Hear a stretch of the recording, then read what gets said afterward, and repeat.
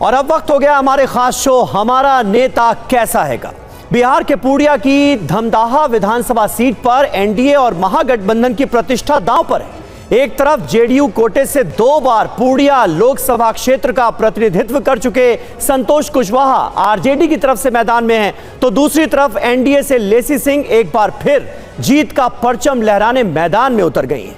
कल तक एक ही सिक्के के 2 पहलू रहे, लेसी सिंह और संतोष कुशवाहा अब चुनावी समर में आमने सामने।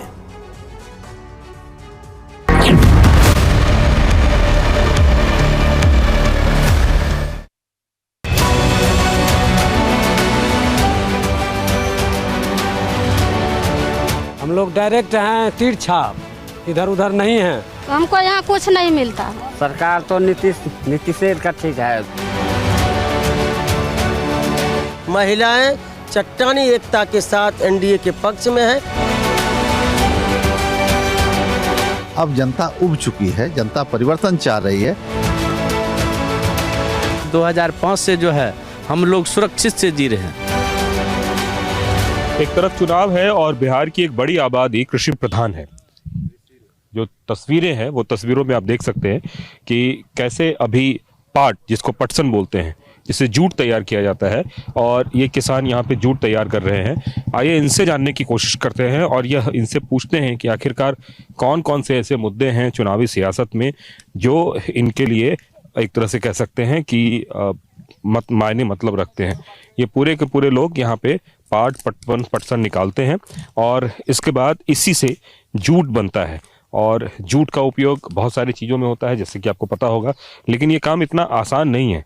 इसमें पानी में बाकायदा जूट को रखा जाता है। बाबा एक बात बताएं, कितना मुश्किल काम है ये वाला? बहुत मुश्किल है। देखते हैं ना कितना इतना पानी में घुसते हैं। हाँ। तब जाल फांस को उतारते हैं। हाँ। उसके बाद चढ़ाते हैं। धोते हैं, देखिए रखे हुए हैं। उसके बाद फिर लेंगे, फिर देंगे। 4 बजे तक हम लोगों का बहुत कष्ट है। अच्छा, और उसके बाद कितना परसेंट तैयार होता है? इसमें कौन 200-400 बन जाता है, सिर्फ 200-400 रुपया बस। और जो ये पाट बढ़ता है इसका काम फिर क्या होता है? बिक्री होता है। अच्छा, आगे जाता है, क्या बनता है नहीं बनता है वो तो हम लोगों का पता नहीं है। हाँ। हम लोगों को यही है कि लगाना और इसमें मजदूर लगा के काट के गोरना। मजदूर नहीं मिलता है तो अपना से रगड़ते हैं। चुनाव आ रहा है बाबा, क्या स्थिति है चुनाव में? चुनाव तो ठीक है। चुनाव में तो जिसमें दिल में है वो उसको देवे करेंगे। हाँ, हम लोग डायरेक्ट हैं, तीर छाप, इधर उधर नहीं है। आप लोगों को लगता है नीतीश जी ने अच्छा काम किया? हाँ, बहुत काम किया है कि एकदम झोंकास अंधारा में रहते थे, रोड क्लियर कर दिया, बहुत चीज ऐसा दिया, स्कूल फिस्कूल सब बनाया। अब इससे क्या चाहिए हम लोगों का? दौलत नहीं न चाहिए, व्यवहार चाहिए। आता जाता है, देख सुन करता है, समय आता है तो कमी बेसी भी पूर्ति हो जाएगा। अच्छा। हाँ। और जो खाने पीने का चीज है, राशन वाशन वो देता है आप लोगों को? हाँ, मिलता है, गेहूं चावल मिलता है। हाँ, पेंशन भी मिलता है। अच्छा, पेंशन भी मिलता है। हाँ। बच्चे लोगों को पढ़ा लिखा पा रहे हैं? हाँ, बच्चे लोग पढ़ लिख रहा है। जो पढ़ लिख के तैयार हुआ वो अपना रोजी रोटी में गया। और भी लोग हैं, उनसे बात करने की कोशिश करते हैं, उनसे आते हैं। बाबा एक बात बताएं कि पेंशन वगैरह आप लोगों को मिलता है? पैसा वैसा मिलता है? सब कुछ मिलता है, वो जितना बात बोला ना सब मिलता है। अच्छा, तो नीतीश जी ज्यादा अच्छा थे, लालू यादव ज्यादा अच्छा थे? ना, नीतीश है ज्यादा, लालू ने है ज्यादा। अच्छा, लालू ने नहीं कुछ किया आप लोगों को? ना, कुछ नहीं किया है। कितना काम कर पाते हैं एक दिन में इसका पटसन का? 200 कमाता है। 200 एक दिन में मात्र? हाँ। और इसके अलावा सरकार जो कई सारी योजना वगैरह चला रही है, मिल रहा है उसका लाभ आप लोगों को? राशन मिल रहा है? हाँ, राशन मिले छे। अच्छा, और स्कूल वगैरह में बाल बच्चा पढ़ता है आप लोगों का? हाँ, पता पति पढ़े छे। अच्छा भैया, एक बात बताएं कि जो सरकार में नीतीश जी का भी सरकार देखा आपने, लालू जी का भी सरकार देखा आपने, किस तरीके का सरकार लगा आपको? सरकार तो नीतीश का ठीक है। लालू वाला ठीक नहीं था? नहीं। अच्छा, क्या दिक्कत था उस समय आप लोगों को? वो देखने के लिए भी नहीं आता था। अच्छा। और जो कहा कि देंगे वो भी नहीं दिया। अच्छा, ₹15 पीस कपड़ा का वादा पूरा नहीं किया। नहीं। अभी पैसा वो सब मिल रहा है, राशन वगैरह मिल रहा है आपको? हाँ, राशन मिल रहा है। अब देखिए क्या परेशानी है यहाँ पे, जो पूरा का पूरा सारे लोग जो हैं पानी में अंदर जाके और उसके बाद ये पटसन निकालते हैं और वो पटसन जो है वो बनाया जाता है और यह बहुत ही मुश्किल काम है, आसान काम नहीं है।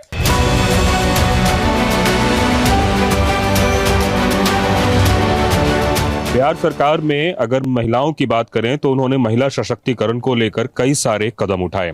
उन कदमों का परिणाम दिखा भी और नीतीश सरकार कई बार महिलाओं के बदौलत ही अपनी सत्ता में आई।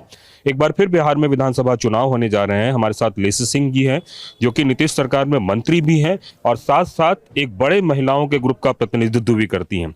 मैम, अगर हम बात करें तो ये भी बोला जाता है कि नीतीश कुमार की जीत के पीछे एक सशक्त महिला वर्ग है। आपको भी उन्होंने चांस दिया, मंत्रालय भी दिया। आपको क्या लगता है कि सरकार की ऐसी कौन सी उपलब्धि है जिनकी वजह से महिलाएं उनको इस बार फिर से वोट करेंगी? देखिए, महिलाओं का जो सशक्तिकरण हुआ है, जब 2005 में हमारी सरकार बनी, माननीय मुख्यमंत्री नीतीश कुमार जी को जब बिहार के लोगों ने सत्ता सौंपा तो पहली कैबिनेट की बैठक में पंचायती राज और नगर निकाय में महिलाओं को 50% आरक्षण दिया गया। उसके बाद कई योजनाओं को चलाकर, चाहे जीविका समूह का गठन हो, उनको आत्मनिर्भर बनाने की बात हो, राजनीतिक रूप से, शैक्षणिक रूप से, आर्थिक रूप से महिलाओं को सशक्त करने का अभियान चला। कई कार्यक्रम बने बेटियों के लिए और भी कई कार्यक्रम हैं। अब डिटेल में जाएंगे तो काफ़ी वक्त लगेगा। तो महिलाओं के लिए कई योजना चला के, कई कार्यक्रम चला के महिलाओं को सशक्त किया गया है। आज 35% आरक्षण महिलाओं को हर प्रकार की नौकरी में दी गई है। यानी कि बेटियां यदि इंटर पास करती है और विवाहित बेटी को उनको 25,000 दिया जाता है। यदि ग्रेजुएशन पास करेगी तो 50,000 दिया जाता है। इस तरह की अनेक योजनाएं हैं जो महिलाओं को सशक्त किया जा रहा है। 2010 के विधानसभा चुनाव में देखा गया था कि महिलाओं ने बहुत बढ़ चढ़ कर हिस्सा लिया था और लंबी लंबी कतारें देखने को मिली थी वोटिंग के दिन। क्या आपको लगता है कि इस बार जो 10,000 की योजना है जिसमें स्वरोजगार के लिए महिलाओं को प्रेरित किया जा रहा है, वो योजना भी तुरुप का पत्ता साबित होगा और बड़ी संख्या में उसी तरीके से वोटिंग पोल देखेगा? देखिए, ये कोई चुनाव के मद्देनजर ये स्कीम नहीं लागू की गई है, क्योंकि आप देख लीजिए 20 वर्षों से अनेक योजनाएं चलाई गई है। तो एक ये भी जब महिला संवाद हुआ, जब पूरे बिहार में महिलाओं से संवाद किया गया तो ये छन के आया कि और भी महिलाओं को सशक्त किया जा सकता है, सशक्त करना है। क्योंकि महिलाएं और भी अपनी बात रखी कि हमको और भी स्वरोजगार करना है, हमको और भी आर्थिक सहायता चाहिए। तो मुख्यमंत्री महिला रोजगार योजना लागू की गई है, जो 2,70,00,000 परिवार की महिला दीदी को 10,000 प्रथम किस्त में दिया जाना है, जिसका कि 11 डेट है। हर डेट में आ रहा है राशि, ताकि वो जो 10,000 से अपनी जो महिला दीदी है वो अपना स्वरोजगार शुरू करे।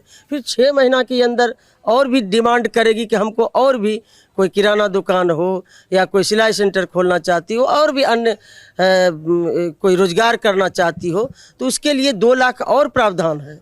2 लाख और दिया जाएगा कि ताकि वो अपना ये कोई इंटरेस्ट नहीं लेगा, वापस नहीं लेंगे।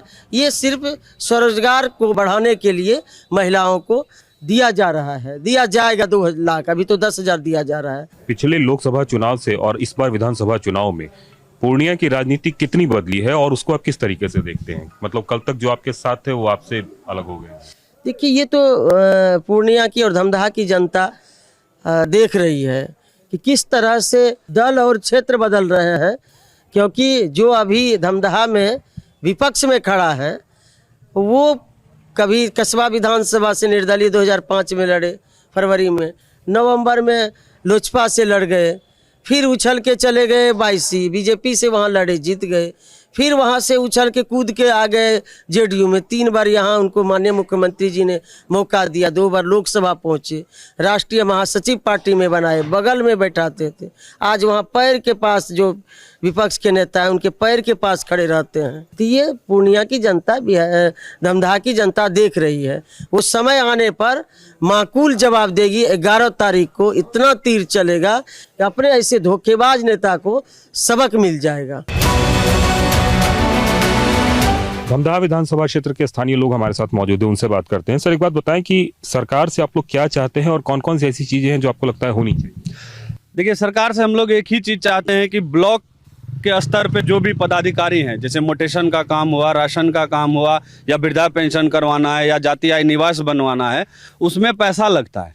अफसरशाही भ्रष्ट है। अगर आप खुद से चले जाइए तो आप दौड़ते दौड़ते 6 महीने तक आपका पाँव दुख जाएगा, चप्पल घिस जाएगा, बट बिना पैसा दिए काम होगा नहीं।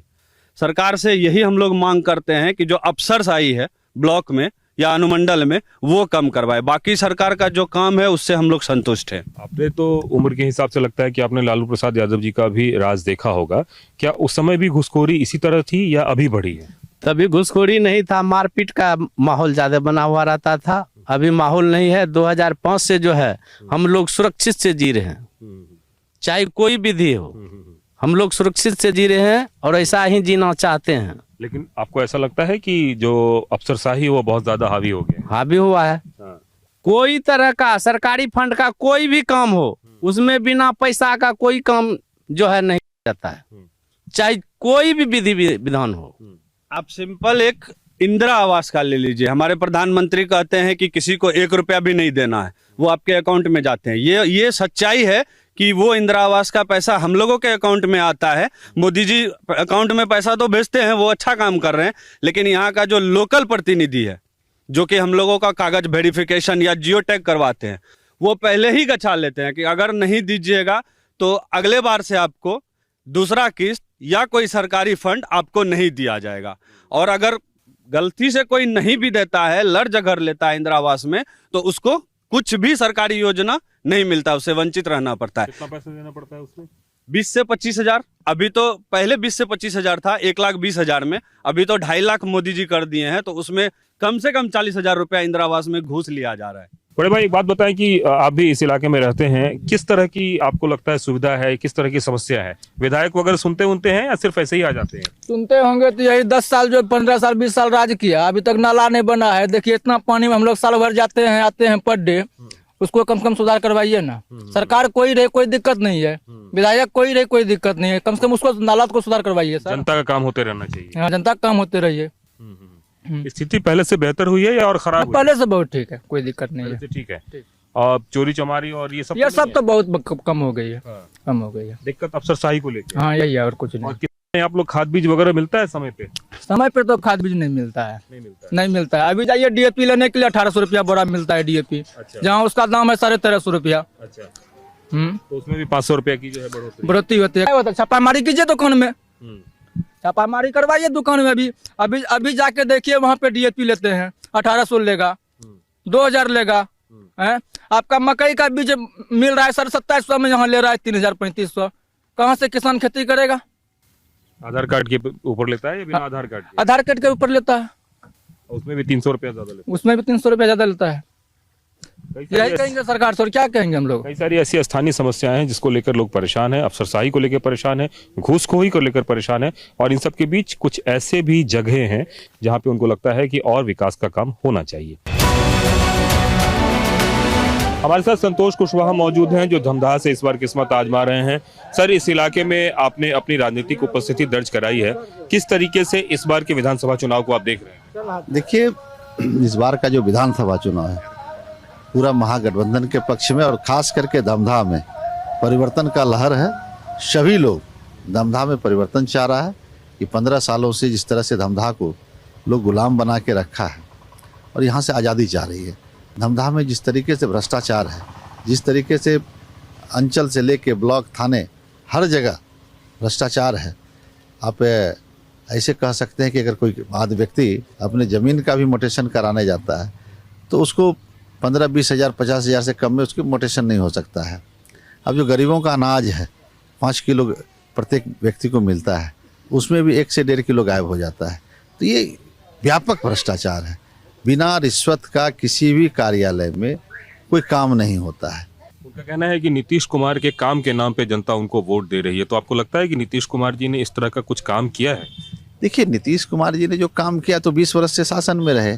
अब जनता उब चुकी है, जनता परिवर्तन चाह रही है। आप सभी जानते हैं, सभी लोग जान रहे हैं, जनता को पता चल गया है कि अब नीतीश जी अपने आप में नहीं है। कैमरामैन राजू यादव के साथ कुमार कुंदन, TV9 भारतवर्ष, धमदाहा, पूर्णिया।